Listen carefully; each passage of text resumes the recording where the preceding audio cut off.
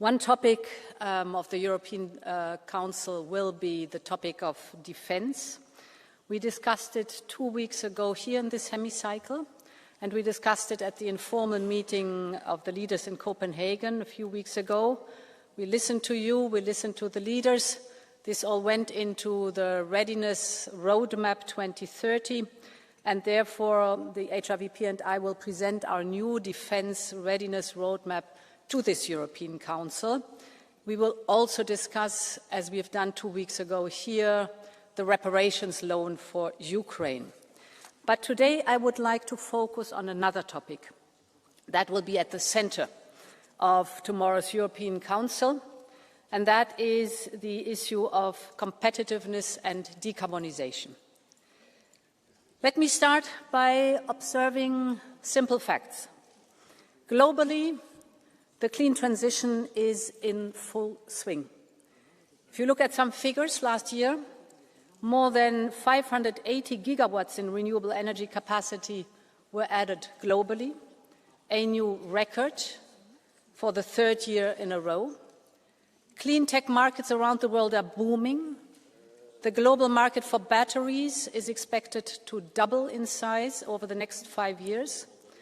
The global market for wind turbines continues to rise by over 10% every year. And in developing economies across Asia, Africa and Latin America, last year the sales of electric cars have risen by 60%. This is not just good news for the climate. The rise in clean tech in Europe is also good news for our energy security, and it is a great economic opportunity. And there is a reason why China is so massively investing in electric vehicles, batteries, and clean tech. Of course, they see the economic opportunity and they see what the future markets will be. There is a reason why in the Middle East, which is actually the global home of fossil fuels, renewables increased 5-fold in the last 5 years. The Middle East is dominant today on the energy market, and they tell me they want to be dominant on the energy markets in the future. And there is a reason why the Global South is choosing clean energy, because they want to get rid of choking dependencies and bring in energy that is not just clean, but homegrown and for them affordable. So the question for us is whether we want to reap the benefits of this global clean tech boom or just let others profit from it. I have not the slightest doubt about the answer. Europe is a global leader in clean innovation. Let me give you some figures. We have, for instance, 40% of all wind technology companies worldwide are here in the European Union. We have a very skilled workforce, and we have a long tradition of industrial primacy. Last year, Europe's clean tech exports have reached 80 billion euros. This means they have almost tripled in just 6 years. But others are not sleeping. China exports almost twice as much clean tech as we do. And the risk pushing our industry out of the strategic markets, including our own. We cannot afford to fall into new and dangerous dependencies. And in the recent years, we have all witnessed what happens when a single country gains control over the supply of a critical product or technology. At any moment, those dependencies can be turned into instruments of pressure. Export restrictions can be imposed overnight. Supply routes can be disrupted, and factories here in Europe can be forced to slow down or even shut down. So I think we should be very clear and very vigilant. Europe must control the technologies that will shape our future, the manufacturing that underpins our prosperity, and the critical raw materials. And we should be very clear also in the determination that no country should hold the ability to undermine our economic security. It is important for me to address this here in the hemicycle. because in the coming days I will also engage very closely with European leaders and international partners, because a crisis in the supply of critical raw materials is no longer a distant risk. It is on our doorstep. We have already taken important steps, but now we must accelerate decisively and urgently. We need faster, more reliable supply of critical raw materials, both here in Europe and with trusted partners. I will be ready to propose further measures to ensure Europe's economic security, and I will accelerate what we have already put in motion. So, to be very clear among us, Europe must be in control of strategic clean technologies and manufacturing, because clean tech is not just a tool for cutting emissions. It is key to our competitiveness and key to the independence of the European Union, and we really have to fight for it. This is why we must refocus on supporting clean products that are made here in Europe. As the International Energy Agency reminds us, there is a cautionary tale that we must not forget. It is the story of our solar industry at the beginning of this century. Europe was a global leader in solar, but heavily subsidized Chinese competitors started to outprice Europe's young industry, and today China controls 90%, 90, of the global market.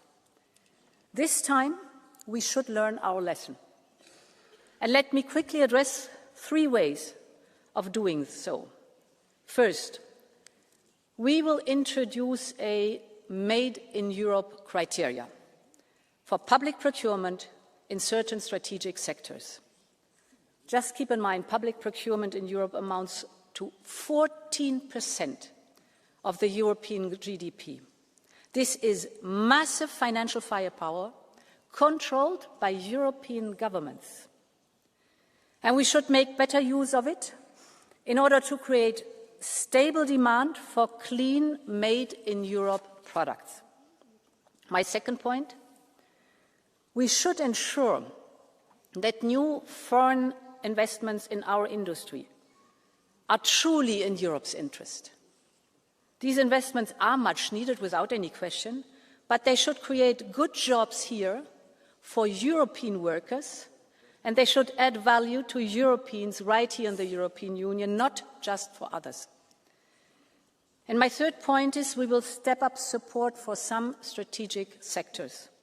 For instance, with a battery booster to support production in Europe, and with a new set of initiatives for the automotive sector. We will send a very clear political signal to these industries, and that is, you are critical to Europe's future, and your future will be made in Europe. That is critical for us. Honourable members, a final point on competitiveness. We all know that high energy prices continue to put a strain on our competitiveness. And we all know the main reason for that. It is our dependency on imported fossil fuels and therefore our dependency on a volatile global market. Just look at the data across Europe. The lowest prices for energy are in countries that produce abundant low-carbon energy, be it in solar, wind, hydropower, geothermal, or nuclear. So the way ahead is clear. We must continue to invest in homegrown clean energy. But besides our dependency on fossil fuels, there are also other reasons that prevent energy prices from going down, and we have to look at these causes too. We have, for example, to improve our energy infrastructure. Therefore, we will come with the grids package and the new energy highways initiative.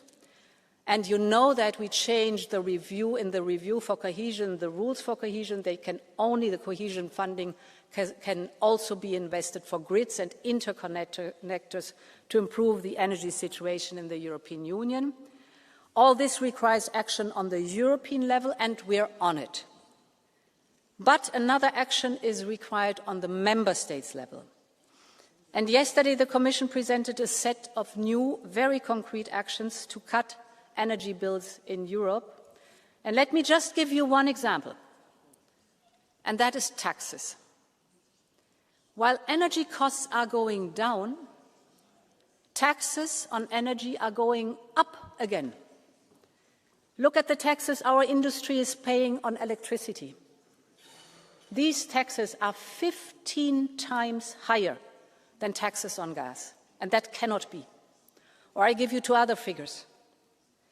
If you look at the energy bills on average for our industry in the European Union, 34% of this bill is taxes. And if you look at the energy bills of our households on average in the European Union, 42% of this bill are taxes. So let's work together to bring these taxes down and allow our business and households to switch to using domestically produced electricity rather than imported fuels. To be clear, I know, of course, that Europe will continue to use oil and gas for years to come as a baseload, without any question. But that will never be a source of advantage for Europe's industry, for its consumers, or for the planet. And with that in mind, we will also propose to cooperate to speed up permitting, to make full use of our state aid rules, and of course, as I said, of our cohesion funds. Our industries and households cannot wait longer. They need affordable energy in this difficult geo-economic climate, and they need it now. Honourable members, competitiveness has been a central focus of this Commission from day one on. But our competitiveness agenda needs every one of us, governments and industry, member states and European institutions. We all need the political will to move forward, because inaction is simply not an option. We all need faster decisions, because the clean industrial race will only get faster. And the choice is very clear. We can either stand still and fall behind, or we can build the jobs of the future right here in Europe. So let's make it happen together. Thank you very much, and long live Europe. Thank you.